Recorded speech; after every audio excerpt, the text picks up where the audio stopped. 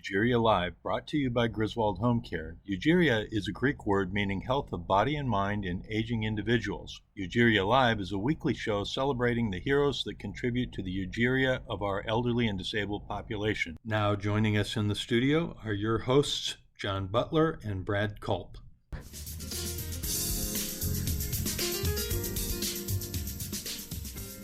Welcome, everyone, to another edition of Eugeria Live, brought to you by Griswold Home Care. Griswold has been providing consistently excellent care in the Atlanta area for 28 years and more now. And one of the things we have done all this time is we have looked for ways to bring services to families, to educate families, to help families learn how to navigate whoever their family member is who is dealing with serious issues regarding aging. And consistent with that today, we have a resource that we want to share with you that's going to provide some extremely important information to your family. And so we are going to start with that now. Brad Culp is the owner of Griswold Home Care on the line with us as well. And Jeff Hill, the founder and CEO of Remote Home Check. And we're delighted to have both of you here. Brad, thank you for being here. Thank you, John, and thank you, Jeff, for joining us today. We have had some opportunity to talk to Jeff over the past several months and are fascinated by the technology that he's bringing to bear to improve the lives of seniors in their homes and to improve the access to information to families around care for their loved one. So, Jeff, thanks for being here, and you've got an interesting story. So tell us a little bit about how you got into the technology business, specifically as it relates to seniors. Sure. It was kind of weird how it happened. Thank you both for being here. I had moved out to Seattle a while ago, and I was actually working for a technology startup company that was really focused on being able to help doctors. So I started working with the American Academy of Orthopedic Surgeons and the American Urological Association to just help them set up new offices and things like that, new practices. And so I became very familiar with a lot of the IT and diagnostic equipment that's available in the medical world today. After that, I went to work for an EMR or electronic health records company and worked with the IT on the back end to be able to design those systems. And so when I moved back to Atlanta, I took a position with an IT company. I had actually found out that my father had, at the time, this is about 8 years ago, mild cognitive impairment. So when I first came back, my grandmother was still alive and she had Sundowner syndrome. And then my dad was in the beginning stages of this mild cognitive impairment. And so I kind of got to see dementia in reverse, if you will, where I saw very much the future.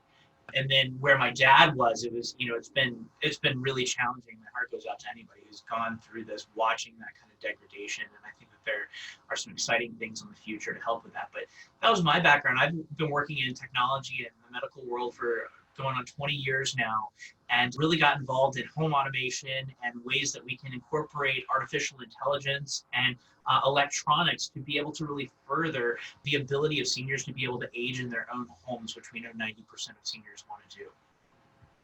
Help our audience understand a little bit about what you just said. So you talked about artificial intelligence, and tell us what that is and why it's important to the subject that we're talking about.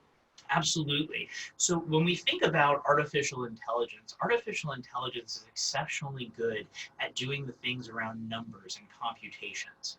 And what we find is that with all of the different devices, and these are a lot of things that we already have in our home today. It might be Alexa, it might be an Apple Watch, and you heard mine going off there.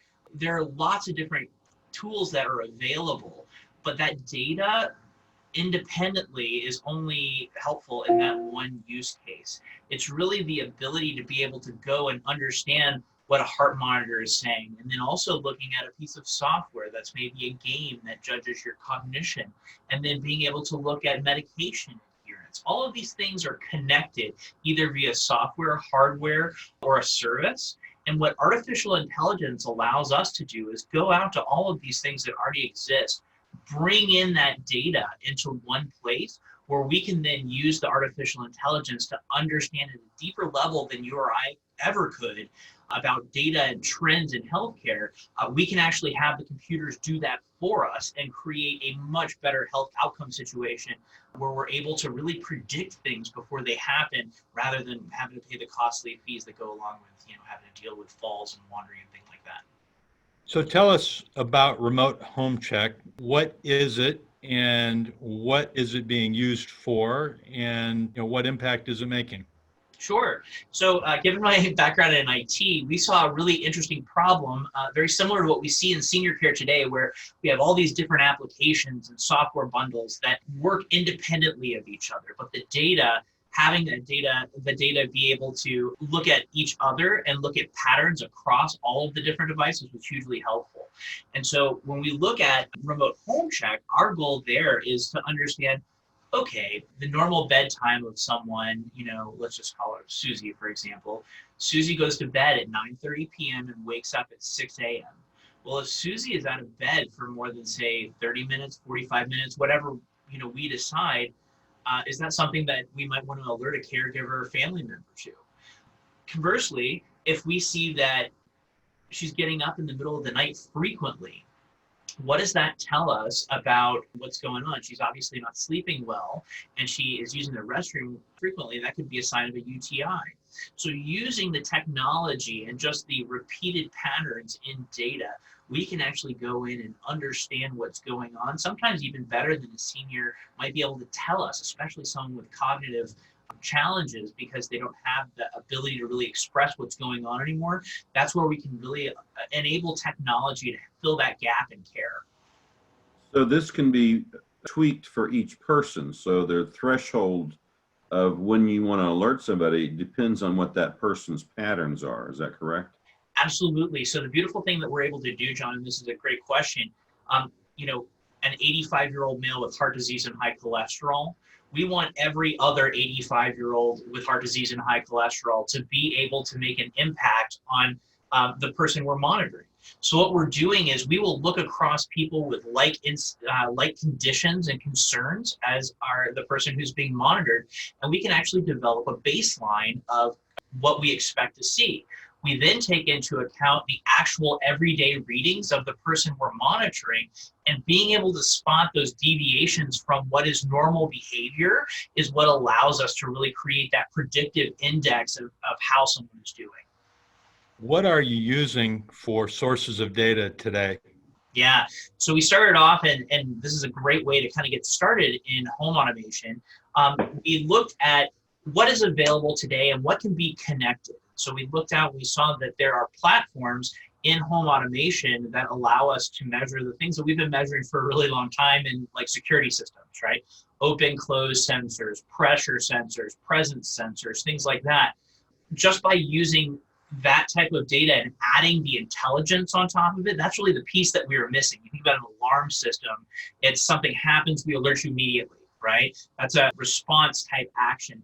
This is not just response, it's also understanding the historical relevance and what does this piece of data that we've captured mean in the bigger piece. So to answer your question, all of kind of your normal sensors like that, we're also doing pressure sensors to measure walking gait. Thermal imaging is something that we see in community common areas so that we can measure and make sure that we don't see people with temperature, for example. That's a big thing right now. How can we make sure that we're keeping those people away from the main population? Or how can we make sure that the stove is turned off, right? We see that a lot as well, where a senior might leave the stove on. We can actually adjust that and remotely just by understanding that was left on. It occurs to me that you can add a lot of value to the data by incorporating live input. So, for example, a caregiver that, whether it's a professional caregiver or family caregiver, that can ask a client, how do you feel today on a scale of 1 to 5, or what's your level of pain? Do you have a way to incorporate that kind of data? Absolutely. So there's several different metrics that we can input like that. One is we'll actually have the caregiver do like a loneliness assessment. Partner with a company called Claps that does some really interesting work around really understanding the isolation and loneliness aspects of seniors, which we know, especially during this pandemic, has just been truly horrific for a lot of seniors and their families, honestly, out there. It's really been terrible. The pain level is another one that we can input manually, as well as the quality of living score. And this is going to measure all kinds of things from social interaction to the quality of care being provided to, there are many different metrics that we can help to truly understand how happy that person is and what we can do as a community to help to make that better. Jeff, do you have a story about how this has been implemented somewhere and has made an impact on someone's life? Absolutely. So we have a weird situation in Maryland where we have this lady, and this story always sticks out to me when I think of this. John Hopkins is one of our partners up in Maryland, and we have this lady who was like really excited about the technology, and so we sent her a package and she set it up. And her mom is kind of at a weird age where they really don't know what's going on. And so they were fearful that she might be getting up in the middle of the night because things would be like kind of shifted out of the way or like something would be knocked over. And so we actually noticed that she had gotten up and the front door was open. And we were able to send a notification and she called and the lady woke up. But that's a great example about how we would not have known that she opened the door had we not had a sensor on there. And the lady, I felt terrible for, she's kind of playing it off, right? She's like, oh, well, I knew what I was doing. It was just, I was going for a walk or I was sleepwalking and stuff like that. But what we really started to see was that there was a pattern that she was actually doing this. This was just the first time that it had gotten to that point. So understanding that piece of information helps us to not only help her and other people like her, but really the entire population of what are some of the things that we see that are precursors to wandering. Jeff, as families consider using technology in the homes to help them stay safely in the home, what advice would you have in terms of how to best begin to use technology in the home? Where do you start and who do you call? Yeah, first off, I would like to say, please visit us at remotehomecheck.com or One Point Senior Care if you're a senior care community. We would love to assist you and help you to understand what's available and help you to understand what health outcomes you're trying to understand. That's really our bread and butter, and we do it non-invasively, so it's not really, shouldn't be threatening to folks to understand the reason the same technology that's been used for 30 years in alarm systems. So when you start to look at systems, the thing that I think is most important is know that that one system, right, is limited. If it's a proprietary system, it's almost like a snapshot in time, right? You're getting the technology that's encapsulated in this service. Well, the problem is technology is changing all the time. And you don't want to be in a situation where you're locked into a long-term contract without the ability to upgrade some of this technology or be provided newer technology. And so that's why, one of the things that we use to differentiate our product offering is we say we're here to deliver health outcomes. I'm not here to sell you technology. I'm here to give you the information that you want. And I think that the openness and connectedness, along with that non-proprietary aspect of the software, is really what you want to look for so that you can stay current and continue to be able to provide the best care that you can for your residents. Thank you. And if there's one most useful piece of technology that somebody could implement in the home today, what would you say that would be?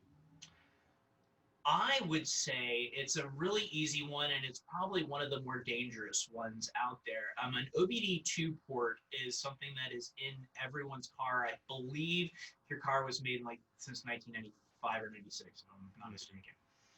There are tools that just pop in and you can easily understand a driving score. If someone's gunning it or slamming on the brakes, there are something like 286,000 seniors that are involved in traffic accidents every year. And you may go visit your loved one, but how often do you actually get out and drive with them? Right?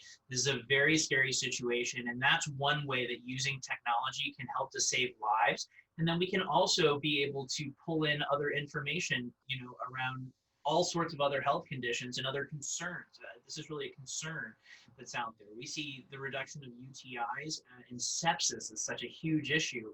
Being able to head some of those things off using technology is a big win for all kinds of folks. So those would probably be the two big ones that I think are easy that we can help with and that people can take today to really further what's going on. That's fascinating. And, one of the biggest challenges that children of aging parents face is that conversation eventually Right. that I need your car keys.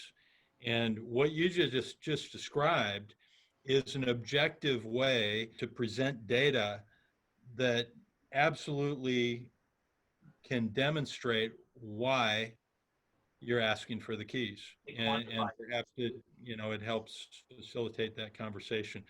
Jeff, we are out of time. Fantastic conversation. Really enjoyed it. Appreciate you being on the show with us and look forward to talking to you again soon. Thank you for being here. Likewise. Thank you, gentlemen. Eugeria Live is brought to you by Griswold Home Care. View this show again on YouTube, Facebook, LinkedIn, or our website at www.eugerialive.com.